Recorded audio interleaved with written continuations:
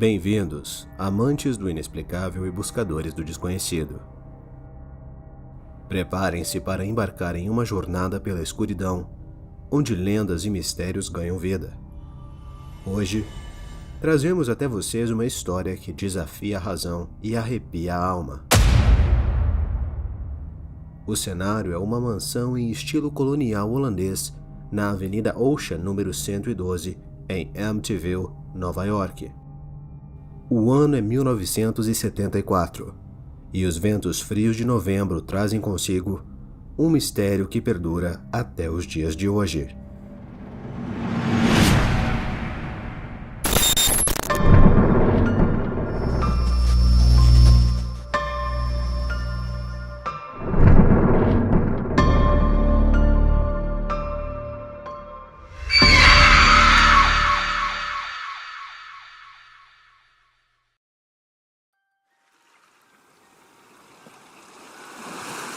Imagine-se nesta pequena vila beira-mar, onde as ondas sussurram segredos e as árvores parecem guardar antigas histórias.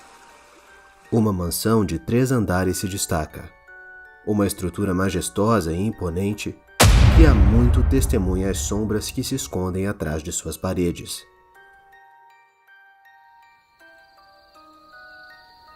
A noite está quieta e o ar gélido trazendo consigo um presságio de algo sinistro prestes a acontecer.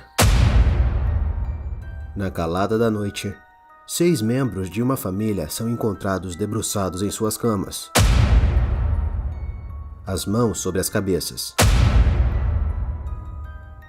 O que poderia ter levado a essa cena aterradora? Onde estavam os sons dos disparos?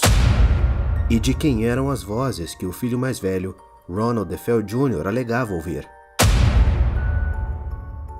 A verdade está envolta em sombras, e cada resposta revelada apenas abre as portas para mais perguntas. E a história não termina aqui. A casa, palco desse terrível massacre, escondeu suas feridas sob uma fachada renovada. Uma nova família, os Lutz, corajosamente se muda para o que foi uma cena de horror. Eles não sabiam o que os aguardava, os segredos murmurados nas paredes e os pesadelos que se tornariam reais. Entidades sussurram nas sombras, móveis ganham vida própria e aparições vagueiam pelos corredores. Uma criatura semelhante a um porco vislumbrada por George Lutz traz um arrepio à espinha. A família Lutz luta para entender o que é real e o que é fruto de sua imaginação, enquanto a casa parece se alimentar de seus medos.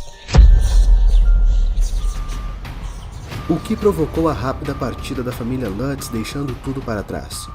E o que dizer das fotos borradas que capturam algo sobrenatural?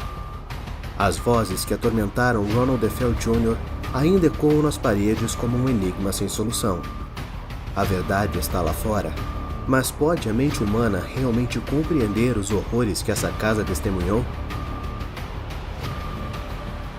Preparem-se para mergulhar nas sombras, explorar os corredores e enfrentar o inexplicável. À medida que adentramos os segredos de Amityville, lembrem-se de que nem tudo é o que parece. Cada virada nos levará mais fundo no mistério, nos aproximando da verdade que aguarda nas profundezas dessa casa assombrada.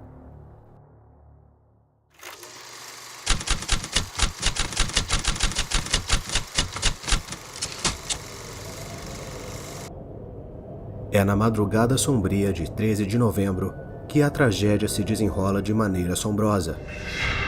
Enquanto o vilarejo dorme, os ventos frios carregam o silêncio que se transformará em pesadelo. Dentro da mansão, Ronald DeFeo Jr., conhecido como Butch, carrega o fardo de vozes que o atormentam. Vozes que o convencem a cometer um ato terrível. O silêncio na casa é opressor, e o aroma de terror se mistura com o ar frio. Um a um, os membros da família DeFeo estão mergulhados em sono profundo, alheios à tragédia que se aproxima. Ronald Jr. carrega um rifle Marlin calibre 35. Sua respiração pesada ecoando nos corredores sombrios. A ordem sinistra em que os eventos se desenrolarão está prestes a ser selada. O destino sinistro se materializa em uma sequência macabra, como peças de um quebra-cabeça do mal. Primeiro, os disparos cortam a noite, rompendo o silêncio que envolve a casa. O alvo inicial, o Sr. Ronald DeFeo, pai que deveria ser o alicerce da família. Seus sonhos e esperanças são brutalmente interrompidos pelo rifle implacável. A mãe, Louise, encontra o mesmo destino cruel em seguida. Seus pensamentos de proteção materna, inúteis diante da escuridão que seu próprio filho desencadeou. E então, como peões em um tabuleiro sombrio, os irmãos DeFeo caem em ordem. Dawn, de 18 anos, é a terceira a ser ceifada. Seus sonhos e aspirações, uma vez cheios de vida, agora se dissipam na escuridão implacável. Allison, de 13 anos, segue o caminho de sua irmã mais velha. Sua juventude inocente é silenciada por um ato de violência indescritível, que ecoará para sempre nas paredes daquela casa amaldiçoada. Na sequência, Mark, de 12 anos, que sofrera uma lesão de futebol na época, é atingido a queima-roupas na espinha. Ronald assiste enquanto a perna do irmão se contorce, antes de seguir para John, de 9 anos. Os dois são as últimas vítimas dessa tragédia sombria. A infância que deveriam ter vivido é roubada, substituídas pelo horror de suas mortes prematuras. O som dos disparos se desvanece, deixando para trás um cenário de horror. A ordem macabra, friamente calculada por Ronald Jr., deixa a casa mergulhada em uma quietude perturbadora. O silêncio que se segue ao massacre é o que torna a cena ainda mais sinistra. A casa não abriga os gritos de horror que se esperaria de um massacre dessa magnitude. O silêncio é perturbador, quase como se as vozes que atormentavam Ronald Jr. tivessem finalmente encontrado o que buscavam. Com o massacre completo, Ronald DeFeo Jr. encontra-se isolado em um pesadelo de sua própria criação. Ele caminha pelos corredores ensanguentados da casa, envolto em um silêncio quebrado apenas por sua própria respiração errática. Enquanto o amanhecer se aproxima, a cidade ainda dorme, ignorante da tragédia que aconteceu na Avenida Ocean número 112. Mas o destino não permitirá que esse segredo permaneça escondido por muito tempo. Ronald DeFeo Jr. entra em um pequeno bar e suas palavras ecoam no ar frio. Alguém atirou nos meus pais. A tragédia se desenrola na casa que já testemunhou risos e lágrimas. Ao adentrar o número 112 da Avenida Ocean, o dono do bar é confrontado com o horror. A polícia é chamada ao local, e os primeiros respondentes entram na casa, que agora é uma cena de crime. Os corpos dos DeFeo, todos de bruços, suas mãos repousando sobre suas cabeças, como se tentando se proteger do inescapável. Um testemunho silencioso do horror que aconteceu naquela noite. A perplexidade dos investigadores é palpável, enquanto tentam compreender o que poderia levar alguém a cometer tal ato impensável. À medida que a notícia se espalha pela cidade, a mídia se volta para Amityville. O nome da pacata comunidade é agora associado a uma tragédia que desafia a compreensão. O choque e a perplexidade dominam a comunidade, que tenta entender como algo tão terrível poderia acontecer em sua vizinhança. Enquanto o julgamento de Ronald DeFeo Jr. se desenrola, a cidade e o mundo observam com fascinação e horror. No tribunal, Ronald Jr. alega ouvir vozes que o instigaram a cometer os assassinatos. Suas palavras lançam uma sombra sobrenatural sobre o caso, deixando a todos se perguntando o que realmente aconteceu naquela noite. Quando comecei, eu simplesmente não conseguia mais parar, passou muito rápido. Durante o julgamento, seu rosto expressava angústia e confusão. Sempre que eu olhava ao meu redor, eu não via ninguém. Então, deve ter sido Deus que falava comigo. Um jovem perdido em um turbilhão de vozes e escuridão. No entanto, suas alegações de vozes sinistras não conseguem evitar sua condenação. Ronald DeFeo Jr. é considerado culpado pelas mortes brutais de sua família. A sentença é proferida, ecoando o pesar que a comunidade sente. 6 penas de 25 anos na penitenciária Green Haven, em Nova York. Muitas perguntas permanecem. Será possível, como Ronald DeFeo alegou, que uma entidade maligna na casa 112 da Avenida Ocean o tenha levado a assassinar sua família? O tempo passa e a casa na Avenida Ocean permanece vazia. Uma testemunha silenciosa dos horrores que aconteceram em suas paredes. Ronald DeFeo Jr. agora cumpre sua pena atrás das grades no norte do estado, enquanto a cidade de Amityville busca se recuperar do choque que a abalou. Naquele pacato vilarejo, a corretora local Edith Evans trabalha incansavelmente para encontrar novos compradores para a casa. Entre os potenciais proprietários estão os recém-casados George e Kathleen Lutz, ansiosos por um novo começo em suas vidas. Kathy, viúva anteriormente, traz consigo 3 filhos: Danny, de 9 anos, Chris, de 7 e Missy, de 5. Uma família em busca de um lar para chamar de seu. Sob a promessa de ver como vive a outra metade de Amityville, o casal Lutz decide visitar a imponente propriedade colonial holandesa. O preço é quase bom demais para ser verdade. $80 mil por uma casa enorme em um dos bairros mais exclusivos de Amityville? Inocentes, eles estão completamente alheios à história sangrenta que paira sobre a casa. A primeira impressão da mansão é a de uma beleza misteriosa, que esconde segredos indescritíveis em seu interior.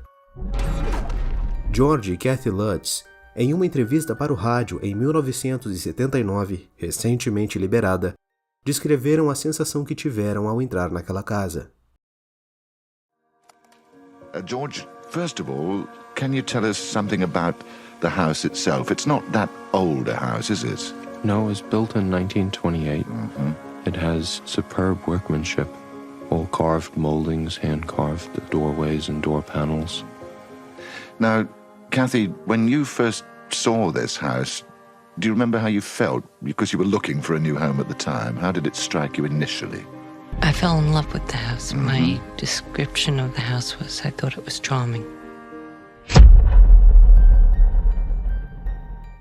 Aparentemente, no entanto, não é somente a aparência da casa que os atrai. Alguém ou alguma coisa dentro da propriedade parece estar chamando por eles. Como de costume, o demoníaco se apresenta sedutor e convidativo, atraindo os Lutz para sua escuridão impenetrável. Uma sedução que os levará a uma jornada de horror inimaginável. When we first went out with the broker to view it, we weren't aware of what house it was. It was after we decided that we liked it that she said, I don't know if I should have told you before you saw the house or if now's the appropriate time. But this is the house where the DeFeo slaying took place. No entanto, George e Kathy Lutz, um casal que não se deixa impressionar facilmente, se consideram destemidos. George, um ex-oficial da Marinha, está acostumado com situações de alta pressão, e nada parece ser capaz de abalar seu espírito intrépido. Assim, os Lutz decidem adquirir a casa completamente imobiliada sem pestanejar. Uma escolha que inconscientemente os conectará diretamente aos horrores que ali ocorreram. A mobília que agora preenche cada canto da casa é a mesma que testemunhou a terrível noite do assassinato dos DeFeo. Camas em que as crianças inocentes foram brutalmente baleadas enquanto dormiam permanecem inalteradas. As estruturas das camas que presenciaram os momentos finais de suas vidas são mantidas pelos novos proprietários, ignorantes do mal que pode estar ligado a elas. Especialistas paranormais advertem sobre os perigos de manter a mobília de uma família cujo destino foi tão trágico. Em tragédias como essa, acredita-se que a energia possa ficar impregnada em objetos inanimados, como as pedras da fundação, as paredes ou, no caso dos Lutz, na mobília. Espíritos, por sua vez, podem vagar pelo local, presos em um eterno tormento, incapazes de compreender o que lhes aconteceu naquela noite fatídica. Os Lutz, alheios aos detalhes arrepiantes daquela noite, seguem adiante com sua nova vida na casa. Mas a questão que paira no ar é: se soubessem de todos os horrores que ali aconteceram, teriam eles hesitado em entrar naquela moradia do mistério? When I told a friend of mine what house we were buying, he absolutely insisted I get the house blessed. So I asked Kathy about it because I wasn't Catholic. She explained it to me. You get a priest to come out and he blesses the house for you. Abençoar uma casa é uma antiga tradição cristã. Um ato destinado a purificar e proteger contra influências malignas. Água benta, incenso e sal bento, combinado com preces e bênçãos sagradas, são os instrumentos usados para expulsar o mal e a sombra do diabo. Para limpar a casa nova, George chama um amigo, o padre Ralph Pecoraro. –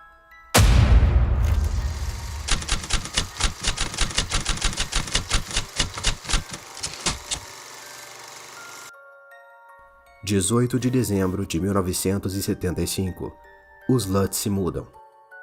É o primeiro dos 28 dias infernais que eles irão passar na antiga casa dos DeFeo. Naquela tarde, o padre Ralph chega sem ter a mínima ideia do mal que está prestes a encontrar. Quando você lida com possíveis entidades malignas, realizar um ritual religioso pode ser uma faca de dois gumes. Pode expulsá-las ou ironicamente enfurecê-las ainda mais. E nesses casos, essas entidades sombrias tendem a querer fazer sua presença conhecida. Existe um cômodo em particular que causa desconforto ao padre Ralph. Kathy o identifica como seu quarto de costura.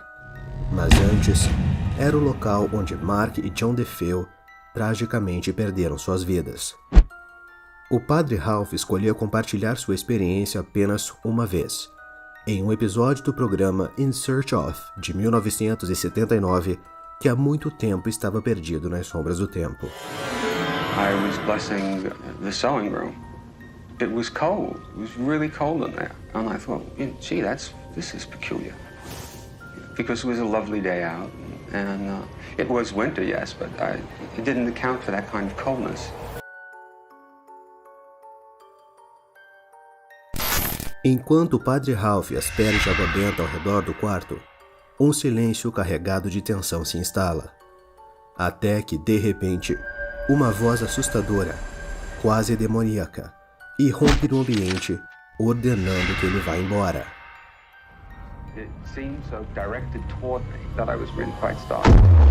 O som da voz ecoa em sua mente. Uma presença maligna sussurrando diretamente à sua alma. Terrivelmente perturbado, o padre Ralph não hesita em correr escada abaixo escapando do cômodo. Ele se sente acuado e amedrontado, mas uma terrível incerteza o impede de compartilhar esse encontro sombrio com George e Kathy. Naquela noite, o sol se põe na casa do horror em Amityville. Para os Lutz, uma jornada de 28 dias infernais está apenas começando. Nos primeiros dias na Avenida Ocean 112, a esperança enche o coração de George e Kathy Lutz, que estão mais felizes do que nunca. No entanto, sua recém-unida família enfrenta desafios cada vez maiores.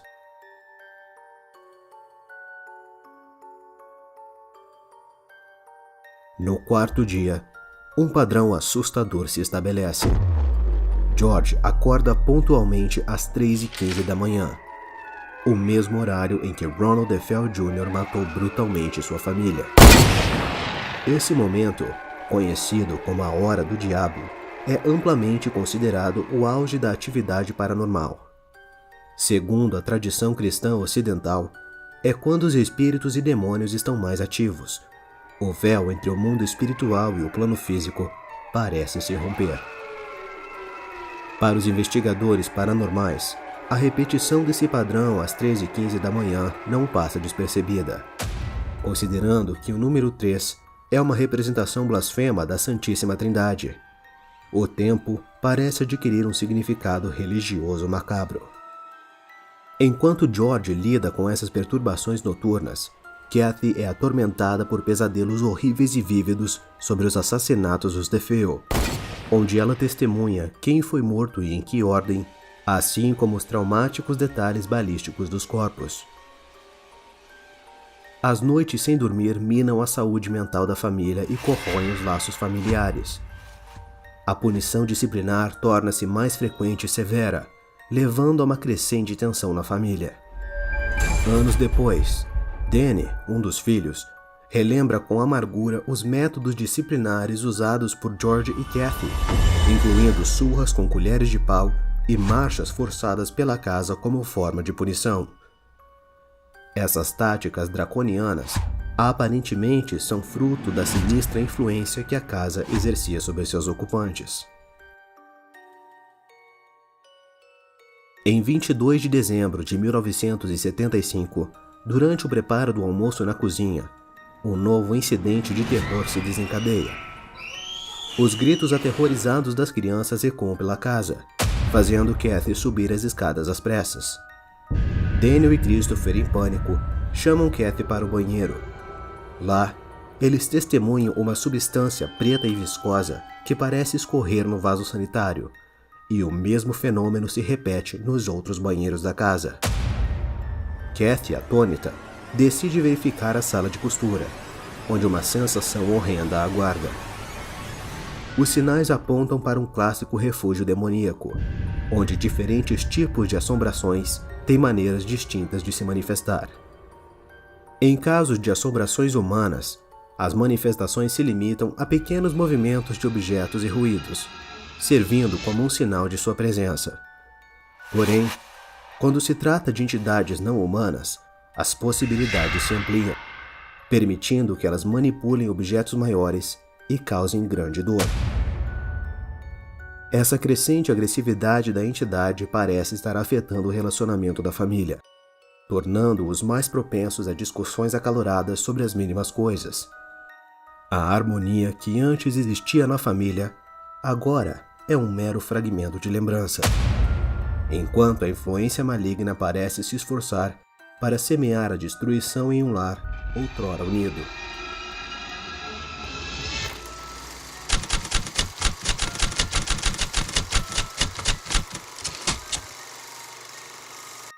Este é o primeiro Natal da família Lutz na casa de Amityville.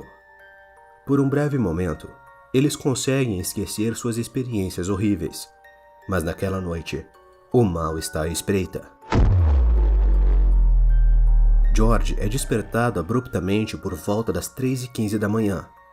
Uma sensação de inquietude o envolve, quando ele percebe que a porta da casa de Barcos está misteriosamente entreaberta.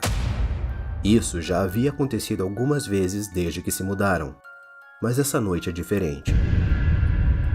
Ele se veste rapidamente e sai para investigar por que a porta da casa de Barcos está aberta. A brisa noturna é gélida e a escuridão da madrugada parece mais densa do que nunca. Voltando para dentro de casa, George observa algo inquietante: movimentos sinistros no quarto de Missy. Seu coração dispara e o medo se instala quando ele se aproxima, temendo pelo que pode encontrar. Naquele momento, uma presença sombria parece se manifestar na janela do quarto. Um terror indescritível o toma, mas seu instinto paterno o impele a agir. Correndo com o coração na garganta, ele se lança a escada acima, determinado a salvar sua enteada da ameaça que espreita no cômodo. Contudo, ao adentrar no quarto, uma desconcertante reviravolta aguarda George. Não há nada lá. Missy repousa serenamente em sua cama, imersa em um sono tranquilo. Não havia ninguém à vista, mas George tem certeza do que viu. Uma presença sinistra estava ali e agora se dissipou. A confusão toma conta de George. ele se pergunta se a própria casa está brincando com sua mente, desafiando sua sanidade e mexendo com suas emoções. Em Amityville, o mal parece estar sempre um passo à frente, brincando com aqueles que ousarem entrar em seu território sombrio.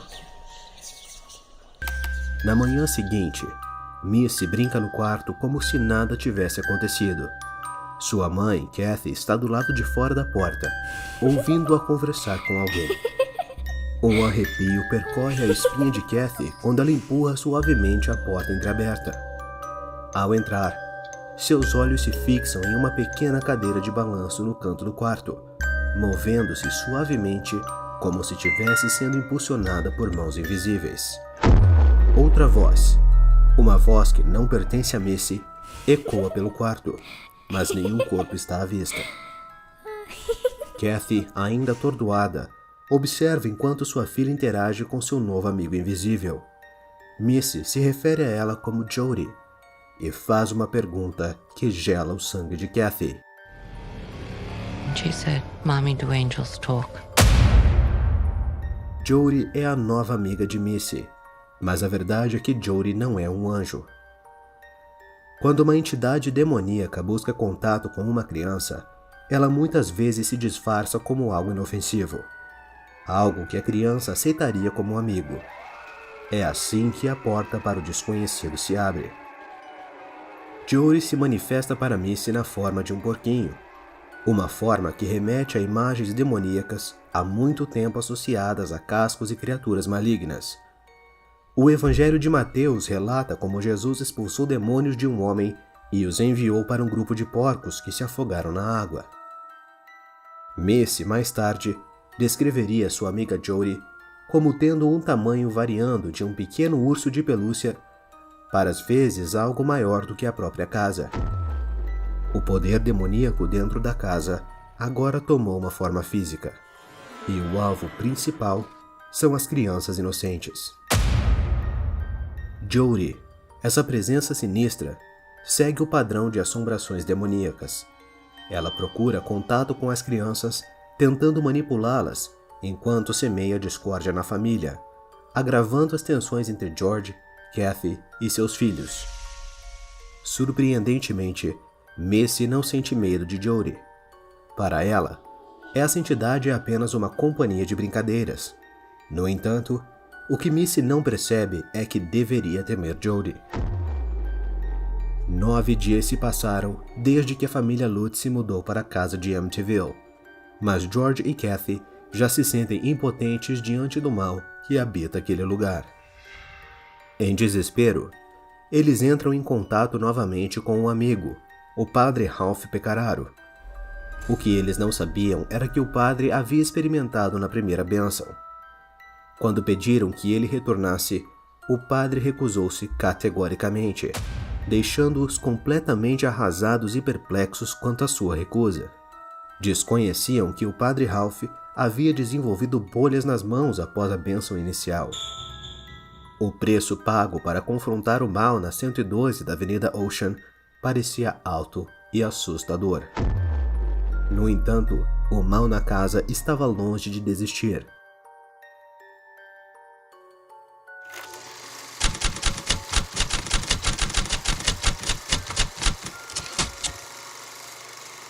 Em 27 de dezembro de 1975, às 3h15 da madrugada, George acordou abruptamente com um som agudo e insuportável, que lembrava uma sinistra orquestra em coro. O ruído perfurou seus ouvidos, mas para sua confusão, Kathy estava dormindo estranhamente tranquila a seu lado. Parecia que ele era o único a ouvir aquele terrível concerto. Desesperado, ele correu pela casa em direção à origem do som, mas no meio do caminho, um silêncio assombroso caiu sobre a casa. Até mesmo o cachorro, aparentemente alheio à cacofonia, dormia profundamente. A casa brincava mais uma vez com a sanidade de George, sussurrando mistérios insondáveis.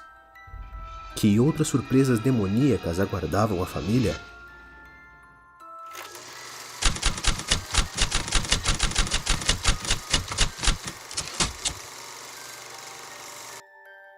No 11º dia, Kathy fez uma descoberta chocante enquanto explorava o porão.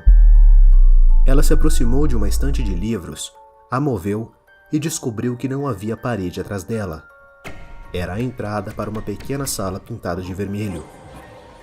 Ela sentiu que havia encontrado o coração das trevas naquela casa, o refúgio do demônio. Nesse ambiente, o cão da família, Harry, exibia um comportamento estranho e apreensivo. Seus instintos detectavam algo predatório na sala vermelha.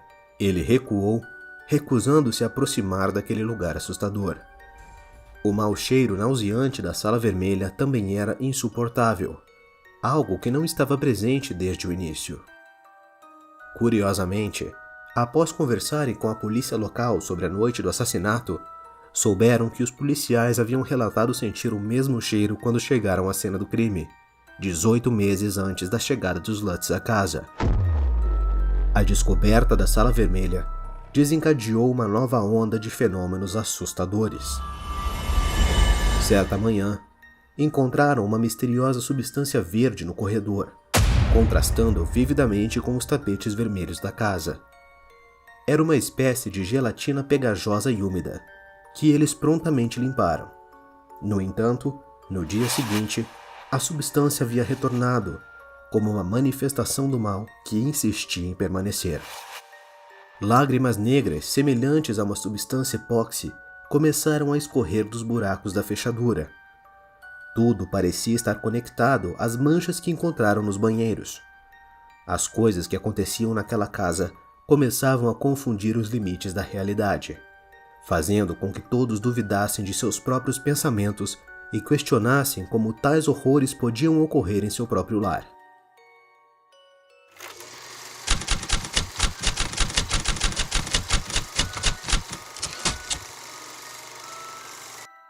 Naquele fatídico dia 18, o casal Lutz encontrava-se apavorado e exausto. Não sabiam a quem recorrer, além do amigo de longa data, Joe, e sua esposa Mimi. Joe, além de ser um antigo colega de classe, tinha sido padrinho de casamento de George e Kathy. Os dois homens compartilhavam uma paixão por motocicletas e uma amizade que perdurou ao longo dos anos. O casal Lutz chegou à casa de Joe e Mimi sem aviso prévio. A tensão estava estampada em seus rostos. Uma batida na porta revelou a presença dos amigos, que os receberam com calor e surpresa. Mimi prontamente preparou cafés e bebidas, enquanto George e Kathy compartilhavam suas experiências sobrenaturais na casa de Amityville. Falaram das moscas persistentes que rodeavam as janelas, do frio intenso que parecia se apoderar do interior da residência, especialmente nas horas sombrias da madrugada, por volta das 2 às 3 da manhã, e dos sons inexplicáveis que ecoavam pelas paredes. O casal Vedder ouviu atentamente, mas a incredulidade pairava no ar. Como poderiam acreditar em algo tão extraordinário? Mimi admitiu que a história surpreendeu profundamente, afirmando: "Não tínhamos visto nada. Talvez se tivéssemos presenciado essas coisas, teríamos acreditado mais neles." Apesar da desconfiança dos amigos, George e Kathy Lutz retornaram a 112 da Avenida Ocean. Curiosamente, à medida que se aproximavam da casa, a sensação de desespero parecia diminuir, como se a própria casa de Amityville exalasse uma força misteriosa que os compelisse a permanecer. Era como se a própria casa não quisesse que desistissem dela. Naquela noite, enquanto deitavam em sua cama, os pensamentos de George se tornaram sombrios. Inúmeras perguntas sem resposta, o constante isolamento, tudo isso começou a corroer sua mente. Mais tarde, ele afirmaria que esses pensamentos não eram seus, não eram a essência de seu ser. Eram intrusivos, obscuros e angustiantes, um desvio do seu modo natural de pensar. Eram pensamentos que ele preferia não verbalizar, pensamentos que desafiavam a própria natureza de sua existência.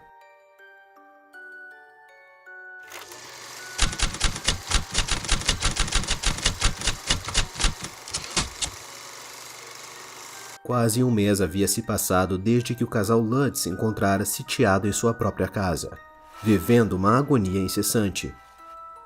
Sozinhos e cheios de medo, George e Kathy Lutz tomaram uma decisão desesperada. Eles tentariam realizar por conta própria uma bênção na casa na tentativa de expulsar o demônio que os atormentava. Um amigo lhes havia ensinado como percorrer a casa e realizar a bênção. Era uma tentativa audaciosa e perigosa de confrontar o mal que habitava a casa. A Bíblia e o crucifixo firmemente segurados em suas mãos, eles seguiram o ritual. Caminharam de cômodo em cômodo, abrindo cada janela, recitando o Pai Nosso e fazendo a bênção. Depois fechavam a janela e prosseguiam para o próximo ambiente. George e Kathy buscavam com fervor a proteção divina para seu lar. Entretanto, à medida que percorriam a casa, encontraram uma resistência sobrenatural. Um coro de vozes ecoou ao seu redor clamando: "Você pode parar com isso?" Essas palavras ecoaram através de suas almas, deixando a terrível sensação de que seus esforços não estavam funcionando. Essa experiência poderia ser comparada àquela do Padre Ralph, quando ele também ouviu a voz ameaçadora que o instava a desaparecer. George e Kathy haviam feito o melhor que podiam, seguindo o ritual religioso com devoção. Mas as forças malignas que habitavam a casa resistiam com tenacidade. O que estava presente naquele lugar estava determinado a mantê-los ali, assim como havia aprisionado a família DeFeo em um passado sombrio. As noites continuavam sendo marcadas pela visita às 3h15 da manhã, o mesmo horário em que George Lutz despertava, revivendo o terror da noite dos assassinatos. Em uma dessas noites, uma tempestade violenta assolava do lado de fora, amplificando a atmosfera de medo. George, ao tentar mover-se, percebeu com horror que seus membros estavam paralisados e imobilizados por uma força desconhecida. Um estrondo ensurdecedor ecoou do quarto de seu enteado, e George estava indefeso, incapaz de sair da cama para investigar o que estava acontecendo. Tudo o que ele conseguia fazer era ouvir o som das camas das crianças sendo levantadas e batendo no piso acima deles. Kathy não estava ao seu lado. Ao olhar para o lado, George viu seu corpo flutuando sobre a cama, afastando-se dele lentamente. Ele estava petrificado, incapaz de se mover ou gritar. George sentiu uma presença sinistra no pé da cama, uma entidade indescritível que pairava sobre ele, pressionando-o com um peso sobrenatural. Era uma experiência sobrenatural que desafiava qualquer explicação lógica. Enquanto isso, sombras dançavam sinistramente no corredor do lado de fora da porta, uma visão que enchia George de pavor enquanto ele permanecia imobilizado na cama. Finalmente, com um esforço sobre-humano, George conseguiu puxar Kathy de volta para a cama, quebrando a paralisia que os aprisionava. O ataque estava longe de ter terminado, e as próximas horas se tornariam uma névoa de lembranças aterrorizantes.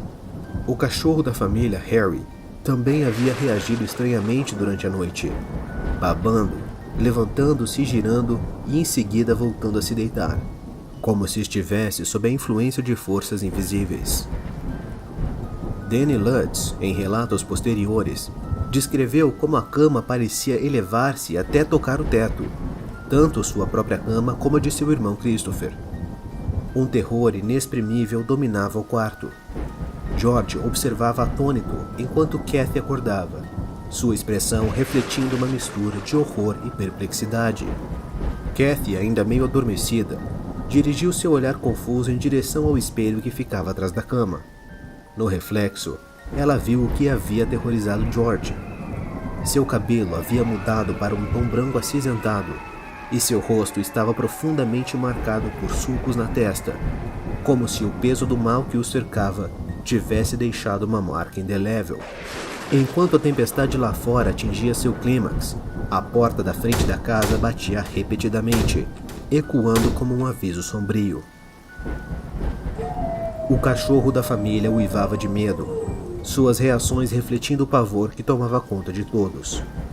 Então, abruptamente, a casa mergulhou em um silêncio absoluto, tão intenso que parecia quase sobrenatural. O rosto de Kathy lentamente começou a se recuperar da estranha transformação que sofrera, e o encanto maligno que os aprisionara pareceu ter sido quebrado.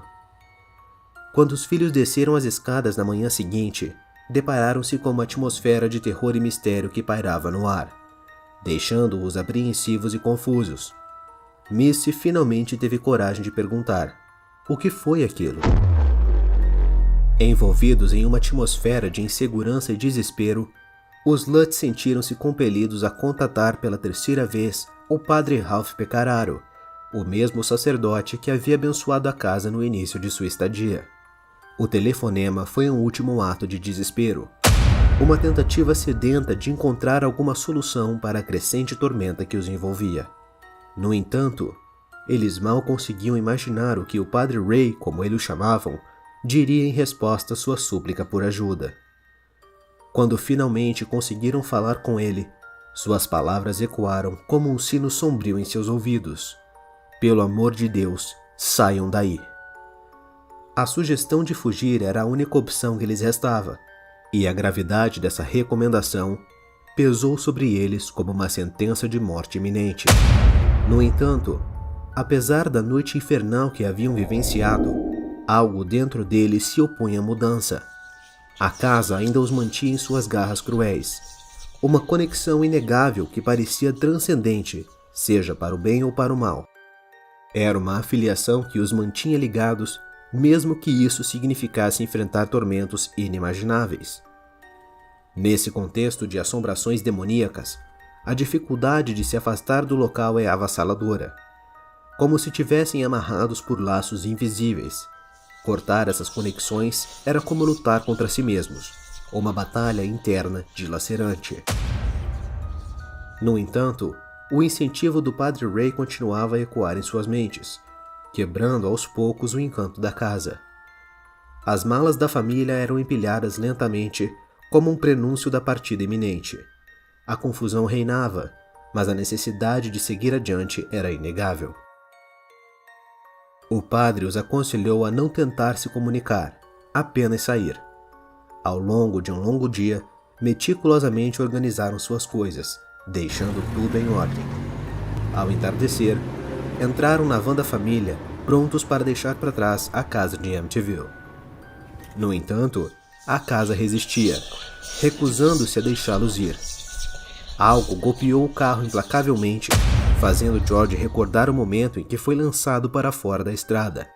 Assim, após sobreviver a 28 dias de horrores indescritíveis, a família Lutz fugiu do número 112 da Avenida Ocean em Amityville. O que aguardaria a família depois dessa fuga? Teriam eles escapado do mal que os assombrara? Após sobreviverem a esse tormento, os Lutz não podiam simplesmente seguir em frente. Não, quando a casa ainda estava lá, faminta por novas vítimas. George começou a buscar desesperadamente a ajuda de especialistas no sobrenatural, na esperança de encontrar alguém capaz de lidar com a maldição que pairava sobre o número 112 da Avenida Ocean. No entanto, essa história estava longe de terminar. Existe um terceiro capítulo envolvendo o renomado casal paranormal Ed e Lorraine Warren, que se aprofundou nesse mistério assustador. Se você deseja conhecer essa próxima parte da história, deixe-nos saber nos comentários. Se houver interesse suficiente, daremos mais detalhes.